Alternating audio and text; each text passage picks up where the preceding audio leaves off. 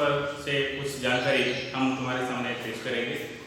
यहाँ देखा, इससे पहले हमने निर्मला भाई इस अध्याय में से लेखिका महादेवी वर्मा का जीवन परिचय पूरे देखने की हमने कोशिश की, और आज के अध्याय में हम पूरी तरह से इनके निर्मला भाई जो है, मतलब जिसका नाम हम गौर से ले सकते हैं, सूर्यकांत त्रिपाठी एवं निर्मला, ये छायावादी कवि है और छायावादी कवि के एक 4 स्तंभों में से एक स्तंभ माना गया है। इसकी हम जानकारी आज देखेंगे। दोस्तों, इसके पहले लेखिका का परिचय हमने देखा। लेखिका ने निर्मला भाई मतलब सूर्यकांत त्रिपाठी के ऊपर कुछ काव्य की निर्मिति की, उसका कुछ अनुभूति जो है वो यहाँ इस गद्य में, इस श्रृंखला में यानी कि पूरी तरह से पुरवाने का प्रयास किया, कोशिश की। ऐसा देखा जाए तो निर्मला एक ऐसे कवि माने जाते हैं, इसके पहले भी हमने इसका जीवन परिचय देखा, कुछ अवश्य जो है इनका हमने देखने की कोशिश की, लेकिन आज हम पूरा जीवन, उनका जो कार्य है, उनकी जो रचना है, उनके जो कृतियां है, इनके बारे में पूरी तरह से हम यानी कि काव्य की अवलोकन करने की कोशिश करेंगे। महादेवी वर्मा कहते हैं कि सूर्यकांत त्रिपाठी एवं निर्मला की मुलाकात हुई, उसका जो एक साक्षात्कार हुआ और उनका पूरा जो साथ है, आशय है, तो ये निर्मला भी इसमें उन्होंने कुछ संक्षिप्त में जानकारी देने की कोशिश की। लेखिका महादेवी वर्मा कहते हैं कि निर्मला एक ऐसे कवि है, छायावादी कवि तो है, लेकिन उसका पूरा जीवन में देखा तो पूरा दुख ही दुख भरा हुआ। और कौन सा दुख है, तो इसके बारे में एक ऐसा शब्द है कवित्री का कि निर्मला जी एक भुक्कड़ कवि है। उसका अर्थ है, भुक्कड़ का अर्थ है निर्धन, जो निर्धन की माना गया है, निर्धन कवि है। दूसरों की सहायता करने के लिए पूरा जीवन नौछवार करने वाला एक ऐसा कवि जिसका हम जिक्र कर रहे हैं। और इसके अनुरूप उनकी काव्य की रचना देखा तो ढेर सारी काव्य की रचना है, छायावादी कवि है, उन्होंने पूरा अपना आयु यानी कि काव्य यथार्थ में पुरवाने के यथार्थ में ही काव्य लिखने का पूरा आयु यानी कि नौछवार कर दिया। और इनके कवि के बारे में जानकारी बताया तो ढेर सारा यानी कि इस समय अपने के लिए काफी है, लेकिन निर्मला का अगर जीवन परिचय देखा तो बहुत ढेर सारा है। उनके प्रति हम ज्यादा बोलने की जरूरत नहीं, क्योंकि बाद में उनका आने वाला है। निर्धनता पर जीवन व्यापन करने वाला अगर कोई कवि है तो वो है सूर्यकांत निर्मला जी। और एक प्रसंग उन्होंने महादेवी वर्मा ने कहा कि जब एक बार महादेवी वर्मा ऐसे चल रही थी, उस वक्त निर्मला जी को उन्होंने पूछा कि भाई, जो शब्द यहाँ इस्तेमाल किया है निर्मला और भाई, और महादेवी जी लेखिका ने उनको भाई मानकर उन्होंने एक दिन पूछा कि रक्षाबंधन का त्योहार था, और उस रक्षाबंधन के त्योहार पर उन्होंने पूछा कि भाई तुम्हारे कलाई पर राखी नहीं है। तो उसके प्रति निर्मला जी का एक पंक्तियां बहुत अच्छी है, वो दिल को छूकर चली जाती है दोस्तों।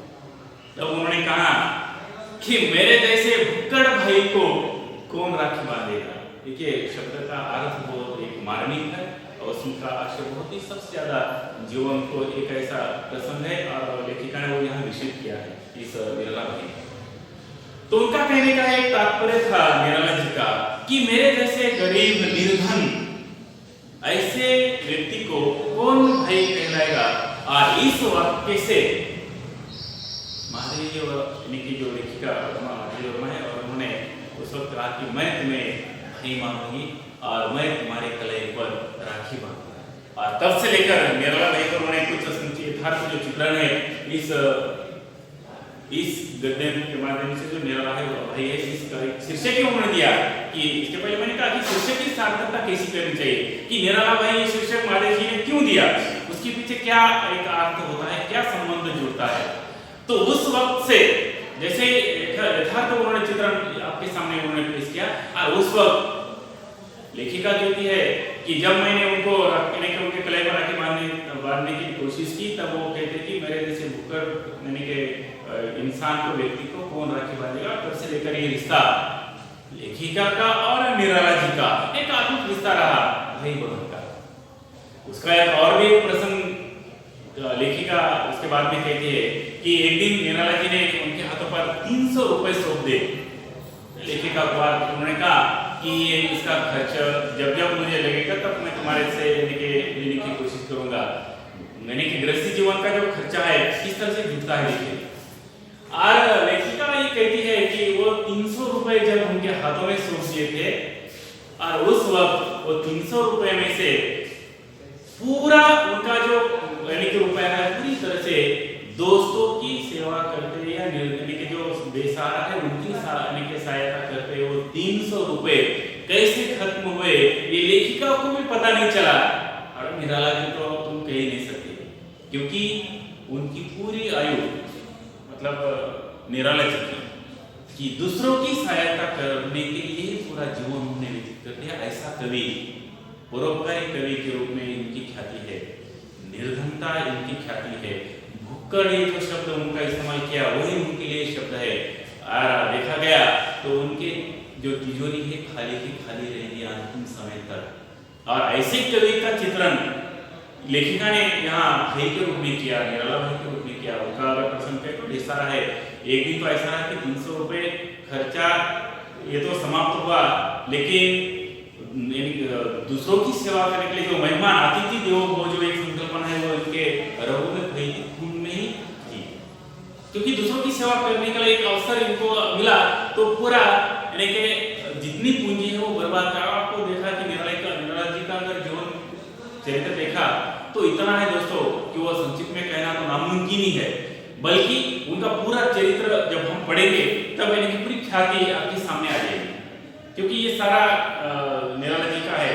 तो इसके पहले हमने निराला भाई के ऊपर कहना होता लेकिन इतने संक्षिप्त में कहना नामुमकिन है। इसके पहले हमने लेखिका का परिचय देखा, उसके बाद अब निराला जी का उनका व्यक्तित्व जो है कि इतना व्यक्तित्व है उनका है कि जो कि संवेदनशील भरा हुआ है, संवेदनशील से भरा हुआ है। निराला जी का पूरा जीवन रेखा चित्र अगर आपने देखा तो एक संवेदना उनमें भरी हुई है, सामाजिक एक अस्मिता उनके अंदर भरी हुई है।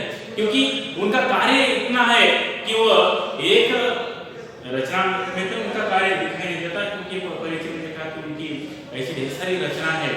सरोज समृद्धि उनकी एक सबसे ज्यादा प्रसिद्ध रचना है, क्योंकि अपने बेटी की पुत्री के ऊपर यानी कि जो है पूरा काव्य यानी कि नौचार लिखा हुआ है, उनका पूरा चरित्र उसमें अलग अलग से भरा हुआ है। और लेखिका जब ये लिखती है काव्य के बारे में, जब पूरी तरह से उनकी संवेदना लिखती है, ये सारा यानी कि रचना उसमें है।